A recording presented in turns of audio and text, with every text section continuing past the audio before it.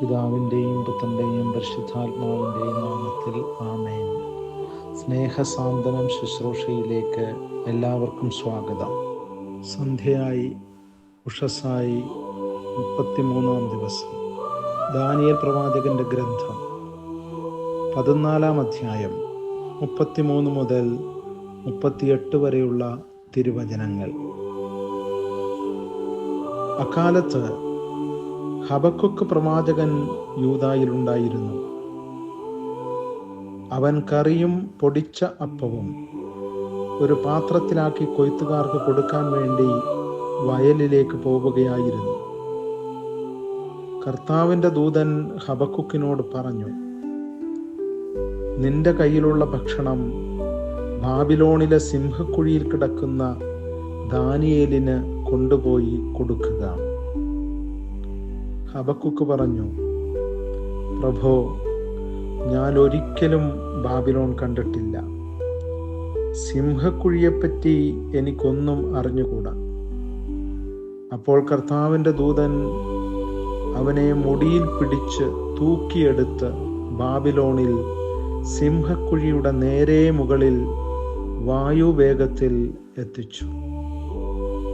ഹബക്കുക്ക് വിളിച്ചു പറഞ്ഞു, Daniel, Daniel, ദൈവം നിനക്ക് എത്തിച്ചു തന്നിരിക്കുന്ന ഭക്ഷണം കഴിച്ചാലും.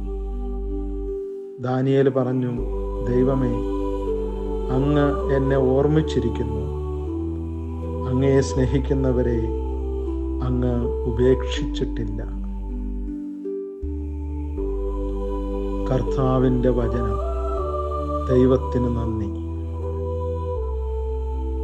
സ്നേഹിതരെ,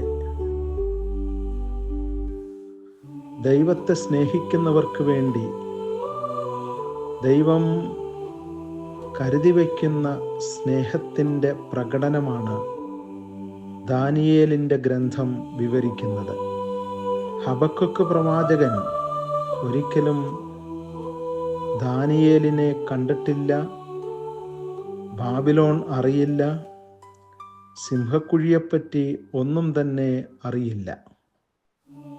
പക്ഷേ ദൈവത്തിൻ്റെ ദൂതൻ ഹബക്കുക്കിനെ ദാനിയേലിൻ്റെ അടുക്കിലേക്ക് എത്തിക്കുന്നു. ദൈവത്തെ സ്നേഹിക്കുന്നവർക്ക് ദൈവവുമായി ബന്ധപ്പെടാൻ ദൈവം കരുതി വയ്ക്കുന്ന ലിങ്കാണ് ദൈവത്തിൻ്റെ ദൂതന്മാർ. യേശു തിരുവചനത്തിലൂടെ ഉറപ്പിച്ച് നമ്മോട് പറയുന്നു, ഈ കുഞ്ഞുങ്ങളിൽ ഒരുവനെ പോലും നിന്ദിക്കാതിരിക്കാൻ ശ്രദ്ധിച്ചുകൊള്ളുക. എന്തെന്നാൽ ഇവരുടെ മുഖം ദൈവസന്നിധിയിൽ നിരന്തരമായി പ്രകാശിപ്പിക്കുന്ന ദൂതന്മാരുണ്ട് എന്ന്. നമുക്ക് സ്വർഗത്തെ ബന്ധപ്പെടാൻ ദൈവം അനുവദിച്ചു തന്നിരിക്കുന്ന ലിങ്കാണ് ദൈവം ഏൽപ്പിച്ചിരിക്കുന്ന ദൂതന്മാർ. നമുക്കെല്ലാവർക്കും ദൂതന്മാരുണ്ട്. ഈ ലിങ്ക് നമ്മൾ ഓപ്പൺ ചെയ്യണം, തുറക്കണം. ഇത് തുറക്കാനുള്ള ഡിവൈസാണ് പ്രാർത്ഥന. ദാനിയേൽ സിംഹക്കുഴിയിൽ കിടന്ന് പ്രാർത്ഥിക്കുകയാണ്. ദാനിയേൽ ആ ഡിവൈസ് തുറന്നു. അപ്പോൾ ദൈവത്തിൻ്റെ ദൂതൻ ഹബക്കുക്കിനെ മുടിക്ക് പിടിച്ച് വായുവേഗത്തിൽ ദാനിയേലിൻ്റെ സിംഹക്കുഴിയിൽ എത്തിക്കുകയാണ്. നമുക്കെല്ലാവർക്കും ദൈവം കരുതി വച്ചിരിക്കുന്ന ദൂതനിൽ നമ്മുടെ കാര്യങ്ങളിൽ ഇടപെടാൻ ദൈവം സദാ അവരോട് കൽപ്പിച്ചിരിക്കുന്നു. എന്നാൽ ആ ലിങ്ക് നമ്മൾ തുറന്നാൽ മാത്രമേ ദൈവത്തിൻ്റെ ഇടപെടൽ നമുക്ക് അനുഭവപ്പെടത്തുള്ളൂ.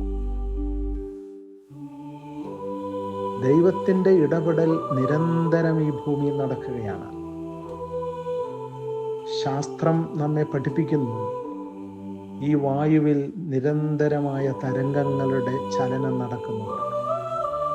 നന്നായി ട്യൂൺ ചെയ്താൽ സുന്ദരമായ ഗാനം നമുക്ക് ശ്രവിക്കാൻ സാധിക്കും. ദൈവത്തിൻ്റെ സ്നേഹത്തിൻ്റെ തരംഗം കൊണ്ട് ഈ ഭൂമി നിറഞ്ഞിരിക്കുകയാണ്. പക്ഷേ അത് ഓപ്പൺ ചെയ്യാനുള്ള ഡിവൈസ് നമ്മുടെ കയ്യിലുണ്ടാവണം. അതാണ് പ്രാർത്ഥന. ധൂമം പോലെ ദൈവസന്നിധിയിലേക്ക് ഉയരുന്ന പ്രാർത്ഥനയായിരുന്നു ദാനിയേൽ ഉയർത്തിയത്. സിംഹക്കുഴിയിൽ കിടന്നുകൊണ്ട് ദാനിയേൽ ദൈവത്തോട് പറയുകയാണ്, ദൈവമേ, അങ്ങ് എന്നെ ഓർമ്മിച്ചല്ലോ.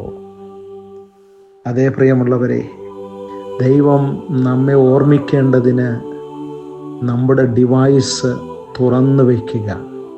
പ്രാർത്ഥനയുടെ അഭിഷേകമാണ് നാം തുറക്കേണ്ടത്.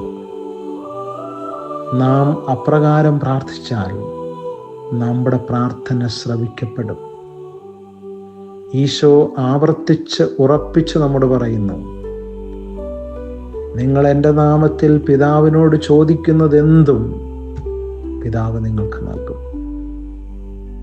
അതെ, നമുക്ക് അവിടുത്തെ സ്നേഹസാന്ത്വനം അനുഭവിക്കാൻ, നമ്മുടെ കാര്യങ്ങളിൽ ദൈവം ഏൽപ്പിച്ചിരിക്കുന്ന ദൂതൻ ഇടപെടാൻ, ആ ലിങ്ക് തുറക്കുന്നതിന് പ്രാർത്ഥനയുടെ കരങ്ങൾ ഉയരട്ടെ.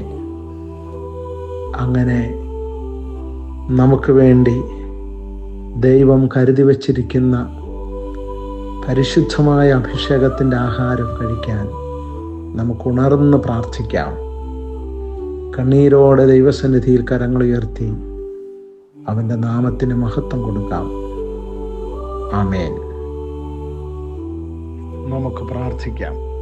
സ്വർഗീയ അപ്പ, അങ്ങയുടെ സ്നേഹം അനുഭവിക്കുവാൻ എനിക്ക് വേണ്ടി നിയോഗിച്ച ദൂതൻ എൻ്റെ ജീവിതത്തിൽ ഇടപെടാൻ പ്രാർത്ഥനയുടെ അഭിഷേകം ലഭിക്കാൻ ഇടയാക്കണമേ. എൻ്റെ പ്രാർത്ഥന ധൂപം പോലെ അങ്ങേ പക്കലേക്ക് ഉയരട്ടെ. അപ്പോൾ ഞാനും അങ്ങയുടെ സ്നേഹം അനുഭവിക്കുമല്ലോ. ആമേൻ. പിതാവും പുത്രനും പരിശുദ്ധാത്മാവുമായ ത്രിത്വൈക ദൈവം നിങ്ങളേവരെയും സമൃദ്ധമായി അനുഗ്രഹിക്കുമാറാകട്ടെ.